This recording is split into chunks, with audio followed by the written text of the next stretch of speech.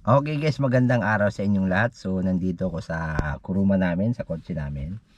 Kasi maglalagay ako ng ito, in-car smartphone holder. Kasi ang gamit ko na Navi ay yung cellphone lang. Kasi yung kurumang nabili namin dati ay walang Navi.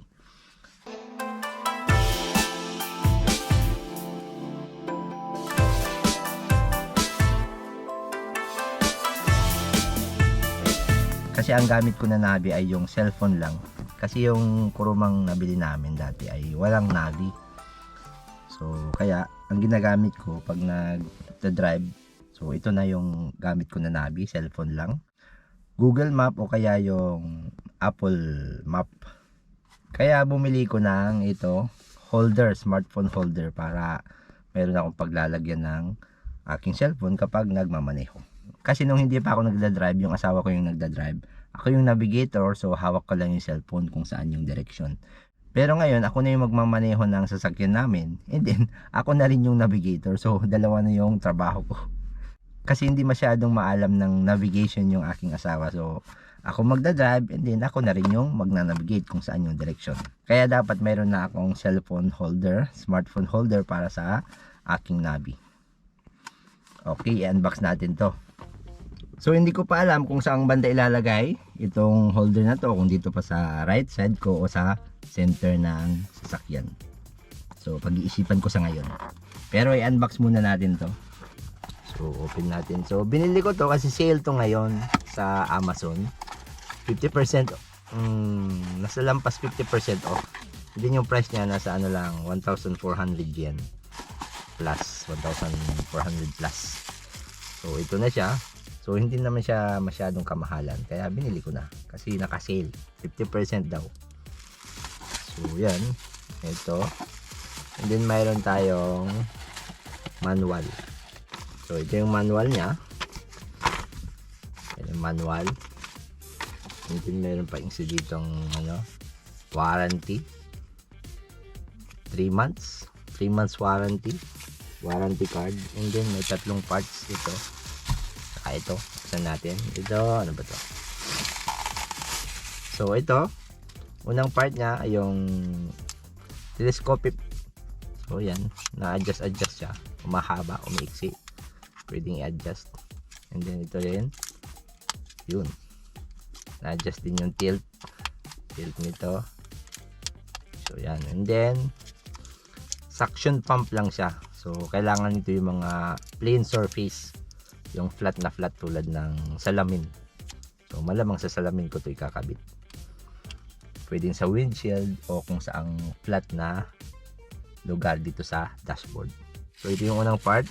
And then, pangalawang part. Ito na ang pangalawang part. Parang ilalagay siya sa may aircon, ikakabit. Kung gusto mong nakalagay sa aircon. Kasi may slot dito, isasabit yata sa aircon. Tapos dito na ilalagay yung holder mismo. And then, ito na yung pinaka holder mismo. So, yan. So, pwedeng malapad na cellphone. Pwedeng, so, na-adjust naman siya. So, kasya yung cellphone ko dito. Ito, Samsung. Kasyang-kasya. Kahit di ko natanggalin yung case niya, pwede na siyang ikabit. So, kayang-kaya siya. So, yan. Kasya. So, yan na yung holder. Nakabit na. And then, may dalawang option. Pwedeng ito. And then, pwede rin ito. Suction pump. Pero, parang mas maganda siya kung nakalagay dito. Para at least, hindi siya iinit kasi nasa likod yung aircon. Try natin. So, ganyan lang siya. Tingnan natin.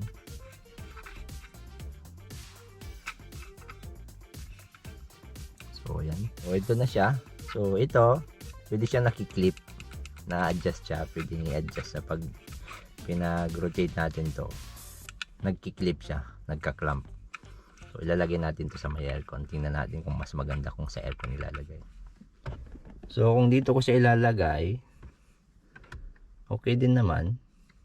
Dito kasi wala namang sabitan ng aircon. So, dito lang yung aircon. Medyo masyado siyang malapit sa manibela. So, parang dito na lang siya ilalagay. So, ganyan yung itsura niya. So, punta tayo sa Disneyland. Yan, Tokyo Disneyland. So, punta tayo. So, ayan. Direction. So, ayan.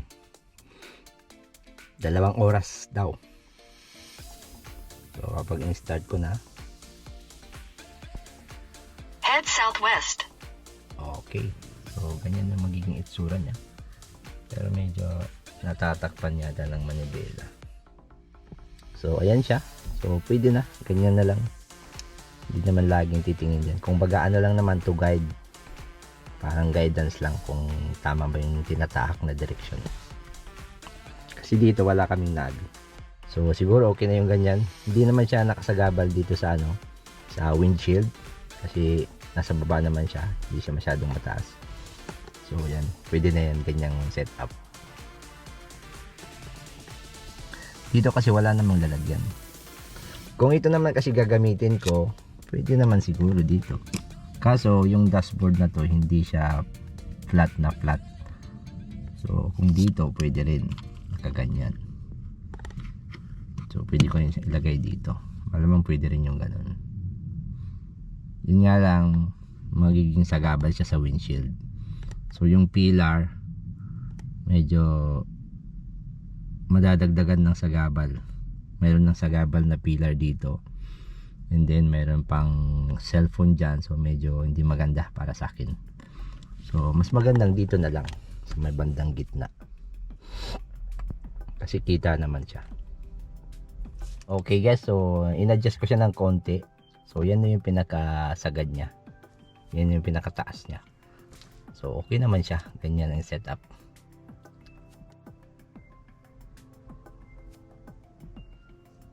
Okay, so yan ang setup natin para sa ating bagong holder, smartphone holder para sa ating Navi. So ito yung box niya, yan yung pinaka box niya. So ayan. So yan telescopic, pero hindi ko nagamit yung telescopic. Color black. So kasi yan yung two-way niya, pwedeng nakakabit sa aircon o kaya pwedeng gamit yung telescopic. And then meron pang illustration dito. So yan yung illustration. So nabili ko to sa Amazon. Mura lang siya. Nasa 1,400 yen plus. Kasi sale siya. Okay guys, kung bago lang po kayo dito sa channel ko, ay huwag niyong kakalimutang mag-subscribe at i-click niyo yung bell button para updated kayo sa mga susunod pang mga videos. And then, i-like niyo na rin po yung video na to. Okay guys, hanggang sa muli. Thank you for watching. Bye bye.